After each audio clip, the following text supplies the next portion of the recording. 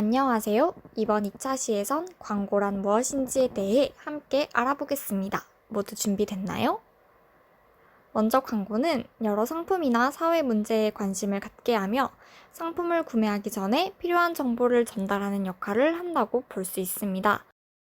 그렇다면 구체적으로 광고는 어떤 내용을 전달할까요?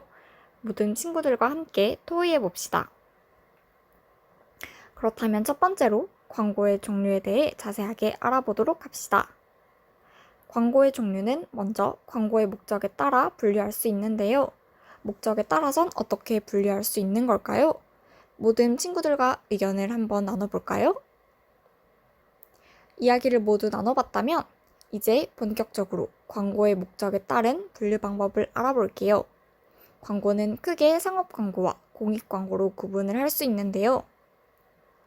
상업 광고는 소비자들에게 상품이나 서비스에 대한 정보를 제공하는 광고로 기업 광고, 의견 광고, 상품 광고와 같은 경우가 그 예시입니다. 공익 광고는 상업 광고와 성격이 다르다고 볼 수 있는데요.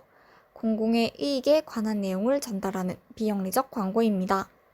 환경, 민족, 국가, 기타 등등의 사회 문제들을 다루고 사람들의 인식 변화 등에 기여하는 역할을 한다고도 볼 수 있습니다. 다음으로 매체 종류에 따라서도 광고를 분류할 수 있습니다. 매체 종류에 따라선 어떻게 분류할 수 있을지 지금부터 모두먼들과 함께 이야기해 보도록 합시다. 모두 의견을 잘 공유해 보았나요? 매체에 따른 분류는 크게 인쇄매체, 방송광고, 인터넷 광고, 그 외 기타 광고들로 나눌 수 있는데요. 인쇄매체는 활자로 인쇄되는 광고로 신문, 잡지, 전단지, 팜플렛, 카탈로그 등이 포함됩니다.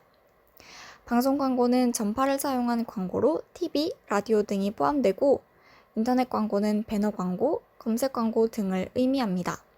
그 외엔 5개 광고, 광고 전광판, 현수막, 애드벌룬 광고 등이 있답니다. 이제 두 번째로 광고의 표현 방법에 대해 알아보도록 하겠습니다.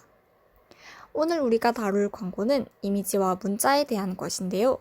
광고에서 이미지가 중요한 이유는 내용을 한눈에 파악하게 해주고 글의 내용을 더욱 강조해주는 역할을 하기 때문입니다. 그리고 광고에서 문자를 사용할 때 유의해야 할 점이 있다면 사람들이 쉽게 읽을 수 있고 눈에 잘 띄도록 크기, 색, 모양 등을 고려해야 한다는 것입니다. 간결하고 함축적이면서도 창의적인 문구를 생각해야 하고요. 그렇다면 이렇게 문자와 이미지를 함께 사용할 때 좋은 점은 무엇일까요? 이미지는 전할 내용을 한눈에 파악할 수 있고 문자는 정확성이 높아 둘을 함께 사용하면 훨씬 효과적인 광고를 만들 수 있답니다.